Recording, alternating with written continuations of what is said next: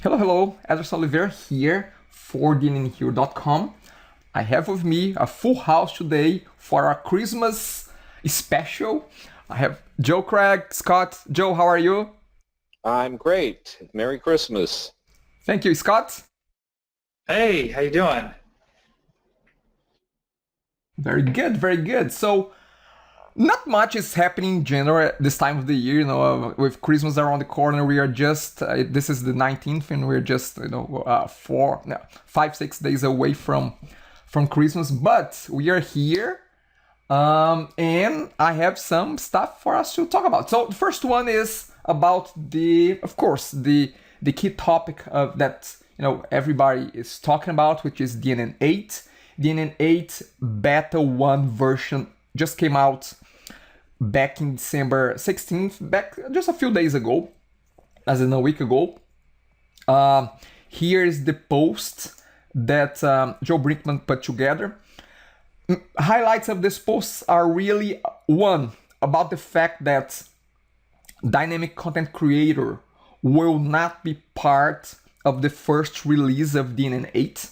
They have, they have decided that for the sake of getting a beta, I'm gonna call it DCC, a beta DCC out there, they decided to postpone DCC a little bit down the road so they can get it done properly instead of doing something half-baked. So again, they have published beta version 1 of DNN 8.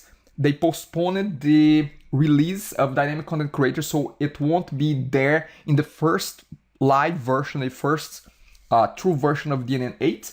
And the other thing that they have postponed is the OAuth authentication, that they also decided to postpone that to make sure they can still make the release of DNN 8 around mid-January, which is still the goal at this point. By the way, I'll be coughing a lot here. I have the the long tail of a cold, so you have to excuse me and forgive me for that. Anything from you guys? I mean, in terms of DNN 8, feel free to jump in.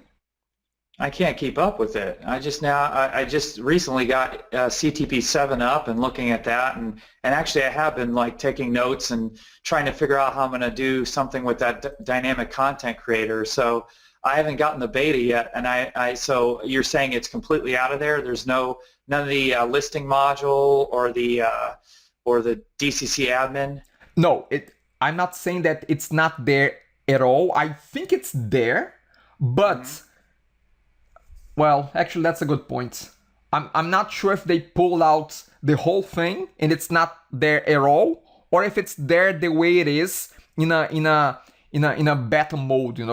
That I'm not sure. You caught me there. I'm not sure if it's there or not. If it's there the way it was just in the previous release or not. I'm not sure about that. Actually, I'll have to take a look at that. All right, we'll follow up on that. that's a good point there. Again, they have plans for a release candidate December. I doubt that they'll be still releasing a release candidate 1 in December. I think that things may have been pushed a little bit further down January. I doubt that they will be making the January 14th cut, but who knows? I mean, I don't know that information. The plan was to have it live January 14th. I think that things were pushed a little bit further down.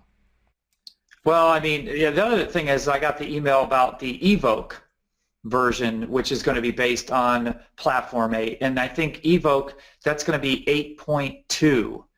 The Evoke content 8.2 is going to be the one based on Platform 8.0, and they already sent out all the marketing, the marketing email to all the vendors and our clients and the customers too. So, I mean, I guess, it's one thing to delay the platform, the open source part of it, but it's another thing to delay the commercial version. So maybe that'll put pressure on them to make sure they get it out on time. I don't know. So on those communications that you have received, what is the date that they are envisioning?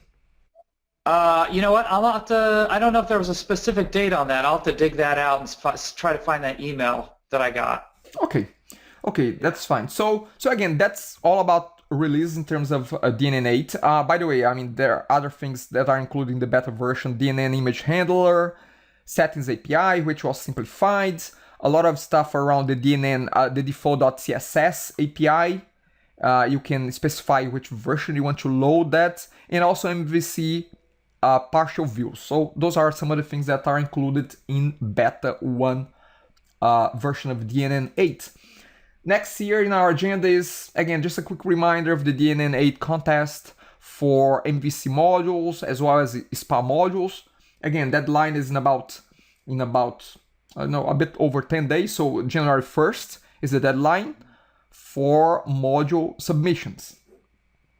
In terms of news in general, again, I'm gonna mix things here in terms of blog posts that I saw and presentations that I saw as well. So I'm gonna start with the presentation, the webinar that Joe Brickman conducted just a few days ago, actually about 2 weeks ago, and it's around the DNN 8 platform and how developers could get ready for that. Again, talking about SPA development, talking about MVC development. Again, you guys gonna see a lot of SPA and MVC, because that's the big push that is coming from DNN Corp to accommodate the needs of DNN 8. Again, we have the contest, which is all about SPA, MVC. So again, this webinar was a great webinar. It's about an hour long, Joe Brickman talking about SPA and MVC with a lot of links there for Chris templates, some DNN 8 templates, DNN 8 samples. So all those links will be listed in the notes of this video. So that's one. Next one here, I saw an interesting conversation. Again, I just want to quickly mention that. I saw an interesting conversation about automating DNN backups happening on the Community Exchange Q&A. So if you are interested in seeing some automation about DNN backups, backing up SQL Server, backing up the site files, options to do scripts, options to use third-party modules to do that. Again, this is an interesting conversation that was happening with some great links. And by the way, in terms of backup, I'm really a big fan of Evotiva backup module. Very good module. I agree. You just set it up to run scheduled backups, tell it where you want the backups to be saved, and go away. Very true. You can just place them at Amazon, at an FTP location, wherever you want. Again, very, very nice solution there for DNN.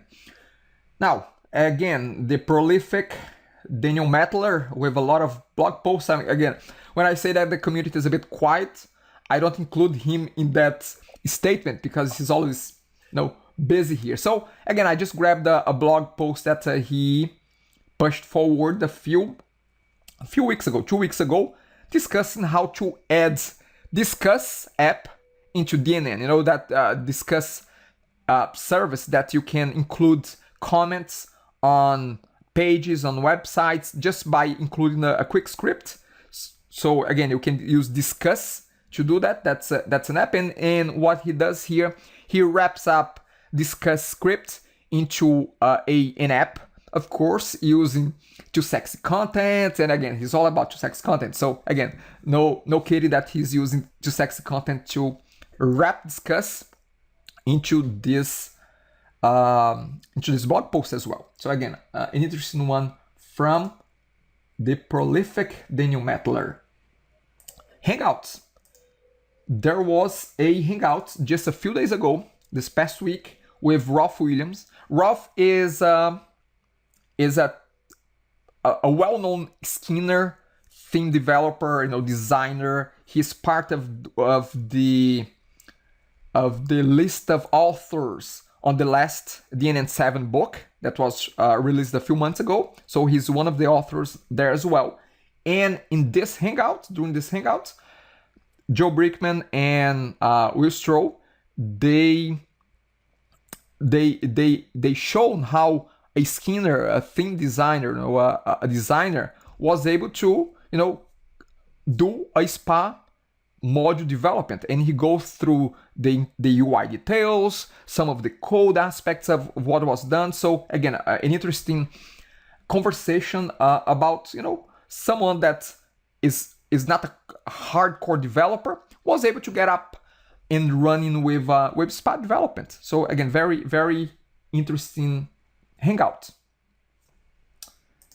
What else we have here? Now I have to give space for the DNN com coordinator. I mean, how do you call yourself, Joe? I call myself Joe. I guess I'm the lead organizer for DNN Con Baltimore, and my partner in this crime is Don Bishop from the Spiffy web team, who I've known for a number of years. He lives just across the border in Pennsylvania.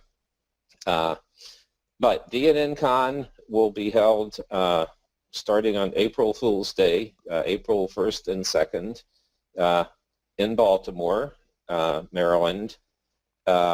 First day will be training sessions on module development, on DNN administration, and on theme development. These will actually be sessions that you have to pay to attend. It's a modest fee.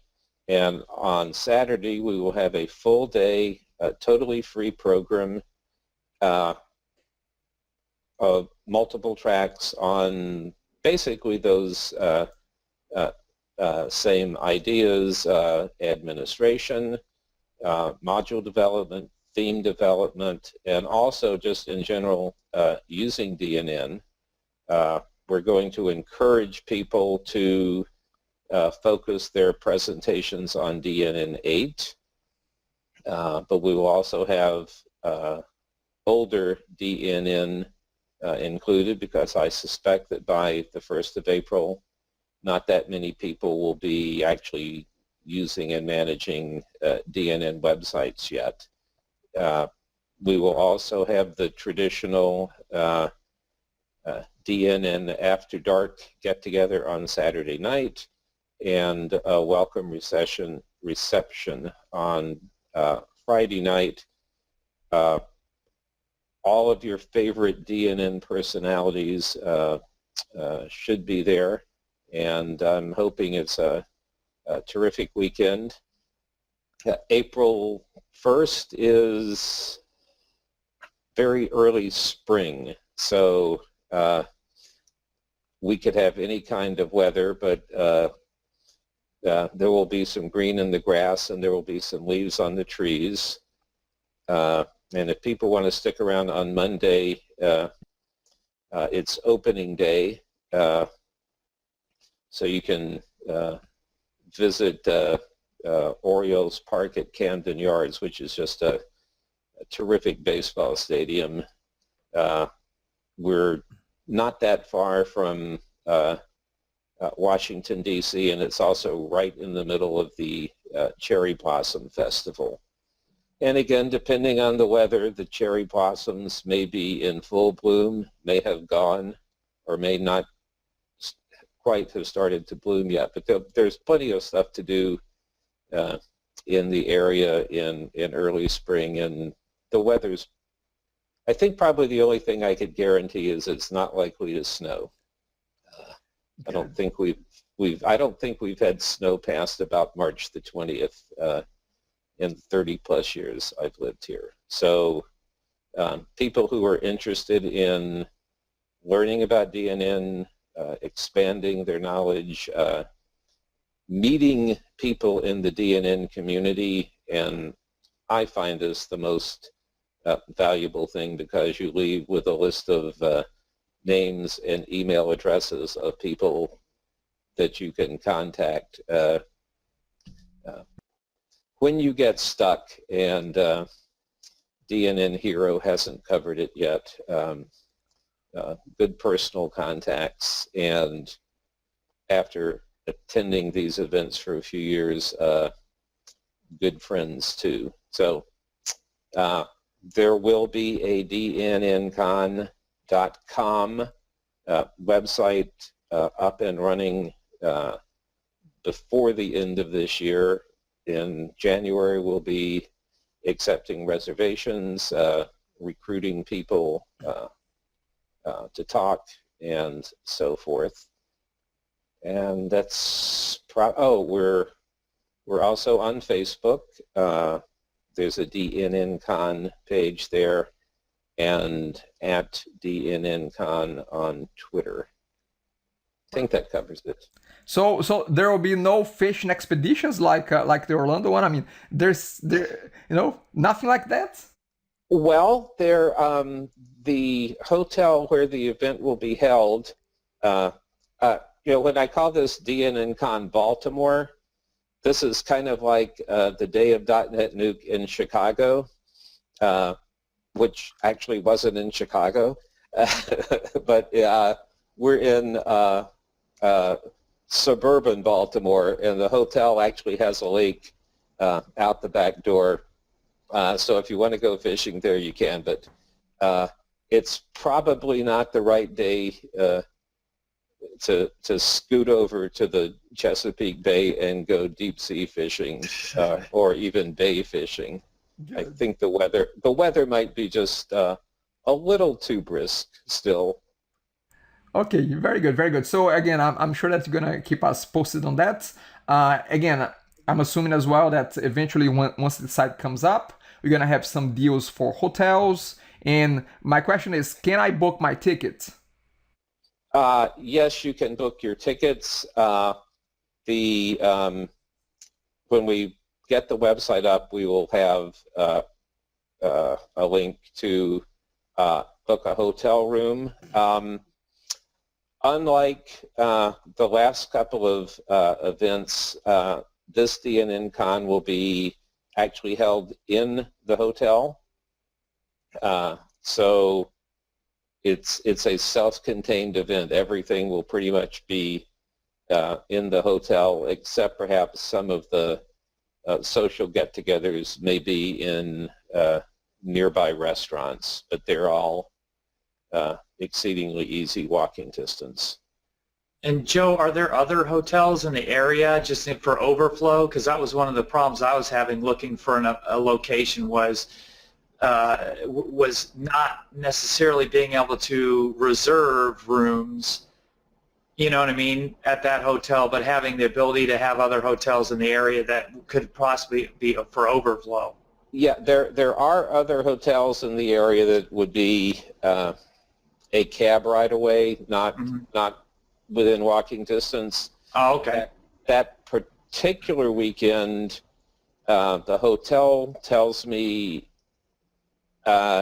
tends not to be heavily subscribed. So I think making reservations early, the hotel will be able to expand our room block. Okay. Yeah, as you know, you don't want to commit to renting too many rooms at the hotel because they hold you to that promise. Right. Yeah. So so you start off with guaranteeing them a number of rooms that you absolutely know will be filled, and then as they fill up, can we have 20 more rooms or that sort of thing. Okay. I don't expect it to be a problem. Okay. Perfect. Okay, so that was DNN. Go ahead. I was going to say, the hotel is also just across the street and within easy walking distance of a major mall hotels. So if people end up wanting to bring family members, there's no shortage of things that they can do within easy walking distance. Getting into Baltimore or DC is a cab ride, or Yeah. actually a cab ride over to the train station, and you can go into Baltimore or DC that way. Okay. Okay, good. So DNN.com and Joe will keep us posted as things develop there. Yes, I think that by the next one of these meetings, everything will be fully functioning in terms of being able to make hotel reservations, being able to reserve your spot for the DNN-Con event, being able to register for the training events, and so forth. Perfect. Okay. So that's DNN.com. Then I also want to quickly mention about DNN Connect, which seems to be happening, and it will, as far as I could see, it will be happening in Spain, in Girona, Spain, if I'm not mistaken, and that's scheduled for June 2nd to June 5th. That's as far as I could gather at this point. There's also... Yeah, they actually have a website up that you can get to from the DNN Connect page, and they have a Facebook page. And I think for those of us coming from the States, you fly into Barcelona. Yeah, I think Barcelona is the closest airport. Yeah. Perfect. Okay. And Barcelona is a terrific city to spend time in too, by the way. Very good. So I guess that plenty of events for 2016. Again, if this comes true, the 3 events, Right. Yeah, actually, it's my understanding that there will be a fall 2016 DNN Con as well. Right. I think it was talking about the Charlotte group, another Southern Fried one, maybe. Well, actually, there is some debate as to whether it will be in Charlotte or in Orlando, and I think there may be 2 groups who are negotiating for rights or something. Okay. But I'd love to go to another Charlotte event just because those are such terrific guys. Perfect. So again, probably 3 events next year. Again, one in the fall. That's what I had noted as well, which is under discussion. There's nothing settled there yet. So again, great, promising 2016 for the community here. Okay, moving along here. As promised on our last chat a month ago, well, less than a month ago, Monday I'll be sending out a link to the newsletter subscribers of DNN Hero and some other lists out there of DNN users about the DNN survey. DNN survey is something that I started a year ago. Back then, I just asked the 3 key pain points that people have with DNN, and they could list the three main problems that they have with DNN. This year, I try to be a little bit more comprehensive and not only include what is bad, but what is good as well. What do we love about DNN? So although I'm very careful about not doing very long surveys, but this survey has expanded as compared to last year. So I'm just gonna walk through very quickly here. The first screen, I just asked for three reasons why you love DNN. Again, this might be technical reasons. Those might be community-related reasons. Those might be related to vendors, related to the DNN Corp. Again, anything that relates to DNN, either technically speaking or community-wise, ecosystem-wise, it's valid. So again, 3 reasons why you love DNN. Then we have 3 reasons why you don't love DNN that much. Three aspects of DNN that you'd like to see improvements. What are those? Again, feel free to fill at least one, but you have 3 slots there. Then I ask, thinking about 2015, what did DNN do right in 2015? Again, might be technical related, might be people related, community related, vendors, DNN Corp. What was done right on DNN in 2015? Again, focus on this year, as we are coming to an end here. What was done right? And then, what was done wrong? I mean, was there anything that should have not happened with the DNN, with the technology, with the community, with the ecosystem? Anything that should have not been done? So again, two options there. And at the very end, I just ask on a scale from 0 to 10, how likely are you to recommend DNN as a CMS and as a framework? And if you want to share your email so you can get results, in any case, regardless if you share your email or not, I'll be publishing those live beginning of January as soon as I have a sizable result to put it out. So again, I think it's a time of the year that we can reflect on what happened and things that were done right, things that were done wrong, and how we can make it better for the coming year. That's the intention of the survey. I'll be making this live. The survey is done, as you can see. I'll be making this, I'll be spreading the word, the links on social media, Twitter, Facebook, and our newsletter as well, starting on Monday. And we have 2 weeks there between, Christmas, New Year to fill this out. And hopefully you're going to have a lot of participation that will make this a reasonable, accurate view of the community, of the members of DNN and user of DNN, how we think DNN is doing and what else we could do to make it better in the coming year. Okay? Any input from you guys? I mean, anything, Joe, Scott? That sounds great to me. What can you remind us what the top 3 pain points were from last year? Do you have them up, or do you remember them? Okay, I have last year's open here in front of me, and number 1 was functionality. I mean, people complaining about this should exist, that should exist. And again, this is overall. Performance was another one, which was the second one, and the third one was the difficulties of upgrading DNN. So those were the top 3 from last year. So the first one was missing functionality. They wish that this would exist. They wish that that could exist. I mean, it's kind of a wishful type of jumble of things that people wished would be differently. People wish that it would exist. Yeah, it's a wishful thinking here. Mm-hmm. Yeah, one thought that I had was not only it'd be nice to see what changes that year to year we have in those lists, right? But also to see, and maybe that's part of it, the changes will kind of denote whether or not, like for example, performance, was that fixed during the year?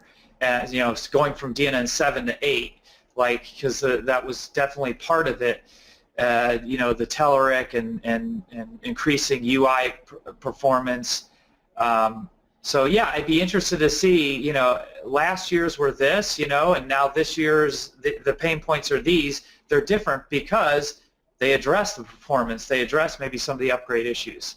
Got it. That makes sense. I mean, that's a great point. And actually, that reminds me to put a link in the survey to the report that I published after the results last year. So that would be a good one to run through and see how things compare to last year. Great. Love it. Okay, so that's a survey. That's it about the survey. Next here in my list is an interview that I just recorded 2 days ago with Stephen Lin from RevIndex. Actually, a very, very, very great guy, very, very easygoing. I really like talking to him. RevIndex is an e-commerce solution for DNN, which is Evoke preferred stamped as well. So again, very, very, very good interview. We're talking about e-commerce in general and trends and what they do and how they do things. So again, great interview published just about 2 days ago with Stephen Lin, owner of RevIndex. What else we have here? Okay, so just give a little bit of feedback. people, last chat that we had, I went through a lot of details about what I have gone through in terms of SPA development with Angular. So people really like that guide that I put together with different resources, with different videos from Scott, with different videos from people outside of the DNN space talking about Angular. So again, I got really good feedback about SPA and Angular, people getting more and more involved into those things, which again is a big push right now. This is just a side note here. Okay, I'm getting to the tips and tricks of the month.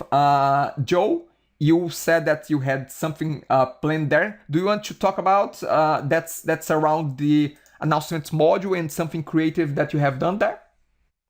Sure. I think this falls under the heading of bending modules to do things that nobody ever intended that they'd be used for. I was working with a client earlier in the week, and they mentioned that the image rotator on the front page of their website was difficult to manage. What they actually had to do in order to change it was to open up the skin file, and the code to rotate the images, and the images were just hard-coded into the skin file. And I think they'd had some cases where, you know, sloppy editing destroyed the website. And the question was, gee, can't we do this differently? And so I suggested that taking the hard code out of the skin file and putting it in a module that could be administered using the standard techniques. We didn't have available to us at the time a suitable module for doing that.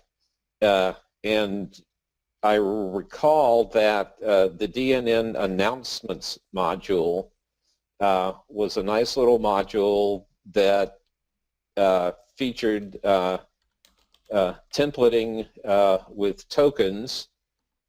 And so we very quickly, so what I did was we made a copy of the skin file that they were using on their homepage, gave it a new name like homepage skin new, ripped out the code for the image rotators and put a content pane there.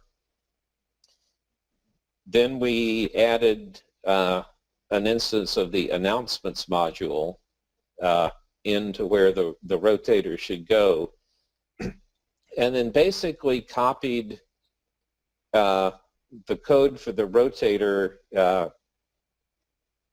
into the announcements module. The announcements module is nice because you can set up a series of announcements. Each is independent. So we set up one for each of the images that they wanted to rotate. And then the template, there's a header template and a footer template in which basically is the framework into which we pasted the code for the rotator. And then each item or announcement in the list, we put in the code for that, use some available fields that are in the announcement module. Conveniently, it turns out there's a title, there's an image, and there's a description, and you select the image for the announcement using the standard image picker. So we uploaded our files for images into a folder, selected those for the announcements, and boom, we had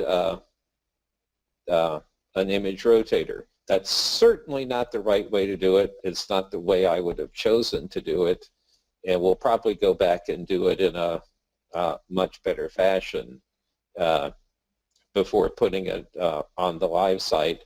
But right there is an available module that you can bend and twist and reconfigure to do things other than showing a list of announcements on your website. Perfect. Okay, so if Joe, if you want to share that template, that's fine. Feel free. I can put a link to that. Yeah, I will get you the template and clean it up a little bit so it doesn't expose the client's identity, and we can share that. Got it. You know what? I mean, I'll be honest, I have no problems doing a little bit of hacking here and there. I mean, just the other day, I'm gonna just tell that story very briefly. The other day, someone wanted to hide some fields from the user profile, something that could not be really set up.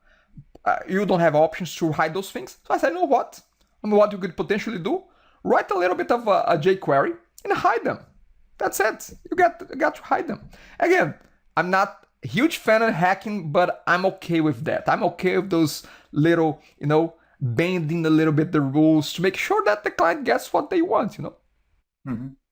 It's interesting because that's kind of like the whole concept of the new dynamic content creator. The idea is you can set up fields for this content type, like an image slider, type, the image caption and image source and all that stuff. And then you can provide these generic templates, and in those templates you can inject JavaScript or whatever you want. And I mean, that's the whole idea of that type of the module, that generic thing, like a form and list, or like, too sexy content. They're sort of allow you to dynamically create these types of ad hoc modules without having to actually build a module, Very true, very true. I love those utilities, and again, I know that DCC, once it comes up, will help a lot on that. Yeah, I have a question about the stuff you were hiding. Is it stuff that should really not be public, or are you just hiding it from display? Because if you... No, it was, I can get through the details of that. It was a tab in the user profile called manage your... Oh, like your settings, like alert settings and stuff. Yeah, exactly. So the client wanted to hide that entire tab, and I said, you know what? Let's get the idea of that tab, write a little bit of jQuery here, and hide this thing. It won't hurt anybody. Yeah, we've done things like that too. So yeah, again, I've been working on a site where I haven't come up with a good solution of kind of generically hiding certain profile fields from a display. That the fields you want to hide depend on some other fields. So that's not quite as easy to do. You kind of have to write your own profile display, to do some processing. Yeah. I mean, there's just so much that you can really hack, before it's too much, and then it's better really to create another module to handle that, So again, the idea of hacking really is to save time and save effort as well. Now, okay, my tip of the month, it's not related to DNN, but it's related to productivity. So again, everybody needs to be a little bit more productive. So about 2 years ago, I started to use this tool called Boomerang for Gmail. Now, I use Gmail as hosting. I host the email of DNN Hero there on Gmail on Google Enterprise apps. So I host it there, and I bought this Boomerang for Gmail. What this tool does, it has two key features that really got me addicted to that. First one, once I get an email, I can say, and I don't need to deal with that right away, or I can't deal with that right away, or I know that it can wait, 2 weeks. I can boomerang this email, and I can say, come back to me in 2 weeks. And it goes away, it disappears, and it comes back to you in 2 weeks. So that's the first key feature of this tool. And by the way, I think it has a free version and a paid version. I'm using the paid version. So again, a boomerang and email that you don't need to take care of that right now. It's do something doing that you only need to start that in 2 weeks. So again, you can boomerang this away so it doesn't keep cluttering your to-do list. So that's the one. Second one is, and that's really good. You can answer to someone, but say, you know what? Don't send it right away. Just send this answer in 2 hours or tomorrow morning. And again, I know various different situations where I like that, because I'll give an example. Someone sends you an email and you can easily get back to them with a quick yes/no answer, but you may feel that if you do that too quickly, they'll start a back and forth and back and forth and back and forth. So you know what? I'm gonna answer, but only send this tomorrow morning, you know? Man, this is great, awesome. I cannot tell how many times I have done that. So again, delayed response. So you can schedule when you want that response, that reply, or that brand new email to be sent out. Again, you can do it right away, but it's posted on Monday morning. Let's say that, let me tell you, I do that quite a lot. You know, sometimes I address things for our clients on Saturdays, you know, but I don't really want them to get addicted to me work on Saturdays. So I do that on Saturday, but I answer them back with Boomerang, but I only send the email 10 o'clock Monday morning. Oh, that's awesome. That's awesome. I again, got me addicted. I pay gladly. It's about $19 a year for that tool. Again, happy as hell. And you're gonna see, if you go, you try to find more about this tool, you're gonna see that people that use that are true lovers of that tool. They are true evangelists of that tool. And again, I'm one of those. So again, productive tip here: if you use Gmail, if you use Google Business Email in general, use Boomerang. Now, it will only work on the browser. It works as a plugin kind of on the browser, so you won't be able to do that on your mobile phone or on a tablet. You won't be able to do that, just on your desktop. Okay, that's my tip of the month. So if you schedule an email to be sent out tomorrow morning, do you have the option of opening it back up and canceling it or changing the delivery? You have, I mean, you can find the email there on your emails.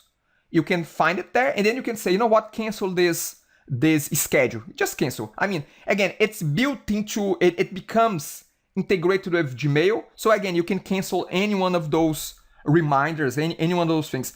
Let me tell you what I did last year. With a friend of mine, we set up some, New Year's resolutions a year ago, and I said, boomerang this to me back in a year. And I just got it yesterday, Again, great productivity tool. Again, explore, have a look. You're gonna find that, I would find something like that useful to essentially extend the time you have to undo a send on Gmail. Probably half the time where I want to undo a message that I just sent, it's too late. So if I could just, kind of normally set it up that send this in 15 minutes. So if you regret, you can always cancel it. Oh, that's an interesting way. I mean, I don't use that way, but again, you could, Yeah, the ones that you want to recall but you can't are invariably the ones that you really, really, really want to recall. Got it. Perfect. So again, productivity tip of the month from me. Now, again, I thought that we had a short talk today, but we don't.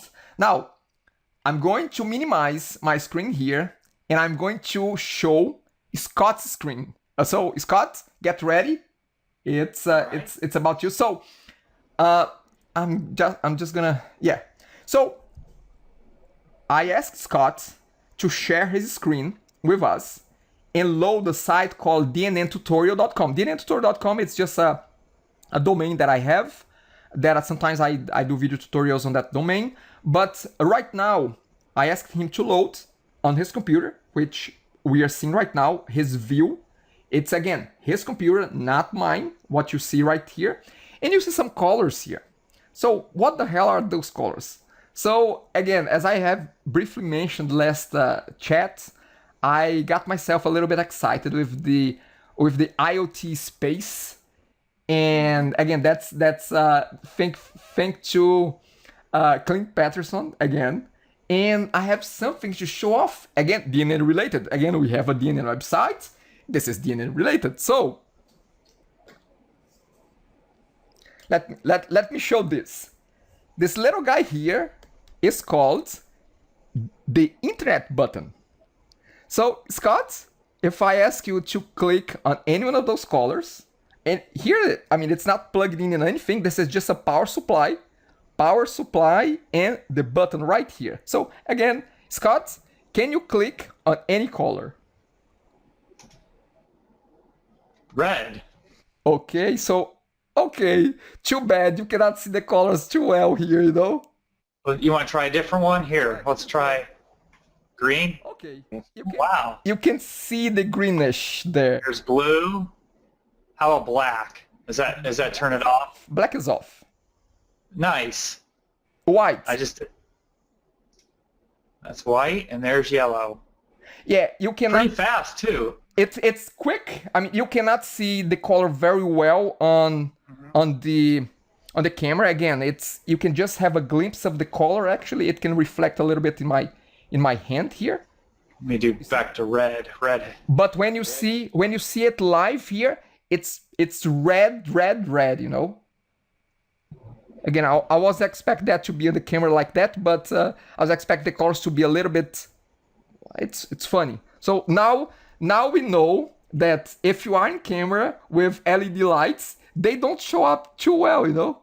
But again, you got the idea, you got the concept. You have there on the website controlling this device here that I have in front of me. Again, with a click of his mouse there. Now, that's one side of things. So he is pushing information to this device. Now, I can also push information from here to his screen there. Because again, as I said, this is an internet button. So I'm assuming there are some buttons here. So let's have a look here. Look at the screen. And now we can change colors by pressing different buttons of the device. And I can get back to, so there are 4 buttons, one here on the 4 top button, right and left.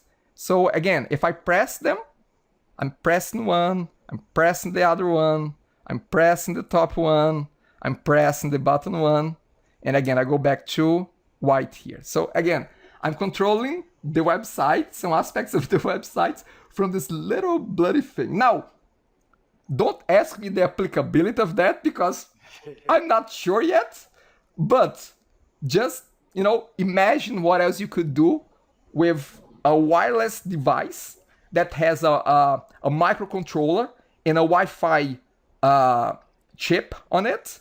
And again, just a power supply connected to my Wi-Fi here. Again, receiving and sending information from and to the website. Okay? Scott, I think your radio control car just drove away from the house. That's the next step, right, Addison? Exactly. So now we are planning that because Joe has a Raspberry Pi, so now we are planning to write an app that will drive away Scott's electric car, you know? So. And I also have, as inspiration to yours, I have my Arduino right here with the add-on LCD Shield panel that has buttons on it, and underneath it is the well, if I can get the pins out. Underneath it's the Arduino board. So we've all been inspired by you, Adderson, and hopefully we'll come up with some things to show off next time. You know, I mean, yeah, and Addison, I think you get extra credit because I recognize that power supply. Oh, is that the DNN Con one? Yeah, I got the same ones. Yeah, I only use mine to recharge my phone on very rare occasions, so I'm glad there's another good use for it. That's a unique use for it, yeah, as a power supply, not as a battery. Now, let me tell you what I have to do to get this going. I plugged a few times, it didn't work. I had to shake it. After I shake it, it works. Ah, That's terrific. Who knows? But anyway, that's my plug for IT, IoT. Again, one of my goals of 2016 is to get more applicabilities and applications. Because right now, to be honest, to be quite fair, at least aside from Clint Patterson, who's working on something real, and he seems to be building a business around that. I mean, right now we are just a bunch of thinkers here.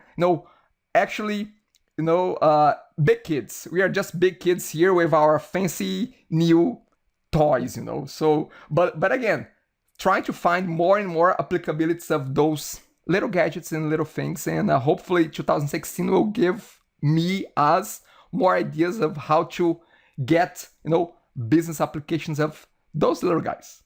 Okay. Can you remind us what processor you're using? It's called and what programming language? Okay, it's called Fulton, and it's from a company called Particle.io. I'm gonna link that up on the video notes. So it's Particle.io. What happens there is that they have this cloud infrastructure that what I do here is I program on their web interface. I push code to here. When I press those buttons, there are web services hosted on their cloud environment that I can post to, and then I can read those web services from the websites. So that's really what is happening here. It's all about web services. This communication to their web service, this website communicating to their reading from their web services as well. So again, all cloud-based. And the thing with Particle is that, again, they have this cloud infrastructure already that you don't need to care about, you don't need to worry about. It's already there. You don't need to build anything fancy about that. You just use their infrastructure that they bring together for us, for those kinds of fancy integrations. Okay. nice. Yeah, great. Great. Okay. So that's my show off here of the IoT stuff. Again, big kids here playing with fancy toys. Now, we come to a conclusion finally. It's over 5th-minute mark. Again, I just want to know the heroes that will be staying this far in this video, but hey, let's stick to that. So, just to finalize, as I mentioned to Joe and Scott, I saved this little segment towards the end here to talk a little bit about New Year commitments. I'm a true believer on committing things publicly so that you can hold yourself a little bit more accountable. I mean, that, hey, you said that you'd be doing that, so you better watch out. You better get that going as well.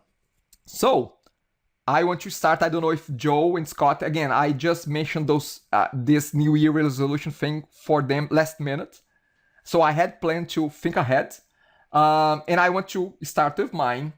Don't want to go too long here, but I have started writing what should become a book before the end of next year. I'm going to my 40s next year, so I want to get to my 40s with a book written. Can you imagine that? A book written. So, but what is this book about? And actually, it should be a community as well around the book, which, again, I'll be starting on 2016. But it's about how to go solo coder. What is a solo coder? A solo coder is someone that comes from a 9-to-5 job and decides to do their own thing, and decides to get out of that 9-to-5 and start their own, practice. Let's call it this way, And that's what I've done about 6 years ago. And I always talk a lot about that with friends. And again, I have a lot of coders friends. and they asked me, how they can do that. So I said, instead of talking one-on-one with people, let me start to write. And I started to write. I'm about 30% done with this book, which should be called The Solo Coder. And this is not all based on my experience. I'm interviewing people that have done the same. And actually, I have interviewed a good friend of ours. All of us know him. I have interviewed Mitchell Sellers for this book, and he contributed quite a lot of information about his transition from a 9-to-5 job that he had to his solo career and to where he is right now. So again, I'm trying to build this solo coder community of people that either are already there doing their solo career, having their own consulting, doing their own thing, or they aspire to be doing that, and they want to get to know how people have done that, and how, again, ways of avoiding some of the pitfalls of going solo. So again, I have decided to go in this endeavor. Whether or not I'll be successful, I don't know. Success, really, my benchmark is, did I do it by October next year? Do I have the book of around 200 pages done and self-published? Do I have that? And that's my benchmark. And if I'm going to be able to do a community around that, that's to be seen. I want to invite people that have done that to be able to help out inspiring people. And again, that's my 2016 public commitment to this solo coder. And actually, there's a site, solocoder.com. Again, if you go there, you're just gonna see a blank DNN website. But that's it. That's my commitment. So, Joe, anything from your side? Scott, anything from your side? Tell me, guys. Well, I'll just say that I'm slightly on a different end of the spectrum than hitting 40 this year. Yeah, and I was going to say, maybe in January, I'm going to have to think about that, because based on what you said, that's a big thing. Maybe in January, I'll try to come up with, I guess, that New Year's resolution thing, or but I'll have to think more on that. Perfect. And Joe, it's never late, okay? I remember 4 or 5, maybe 6 years ago, having a conversation with Mitchell about what it was going to take for him to quit the day job. But is his next approach how I quit being a web guy and became a commercial pilot? Anyway, I think quitting the day job maybe helped him give him time to be a pilot. Maybe, I don't know. I think that everybody has their own way of doing things. Again, there's no right or wrong, really. There's just what's your perspective and what is it that you intend to do. Nothing wrong with being employed. That's fine. That's all great. I mean, again, I've been doing that forever, but I just feel excited to be able to talk about different options and different opportunities and different perspectives out there, and again, I have my perspective. I want to make that perspective a little bit more public. That's it. Sure, and let me just add to this. I think that as you hit different phases of your life, the notion of what success is something that evolves with you.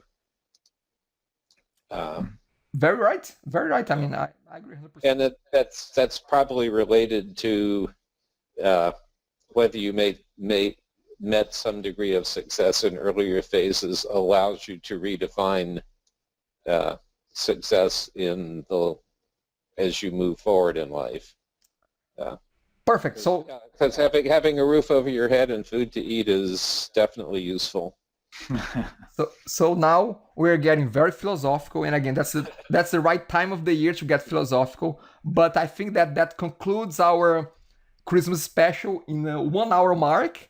And again, looking forward to a bright new 2016, doing a lot of DNN doing a lot of DNNing a lot, and again working even closer with you guys, Joe, Scott, with the community, and again keeping up the passion that we have for DNN and make sure that it grows. And yeah, that's what I wish for our 2016. Joe, thank you very much. Scott, Happy New Year. Yeah. Since it'll be well into 2016 when we get together again. perfect. Happy New Year, guys, and Merry Christmas. And again, enjoy the holidays. We talk again at the end of January. Great. Sounds good. Bye. Bye.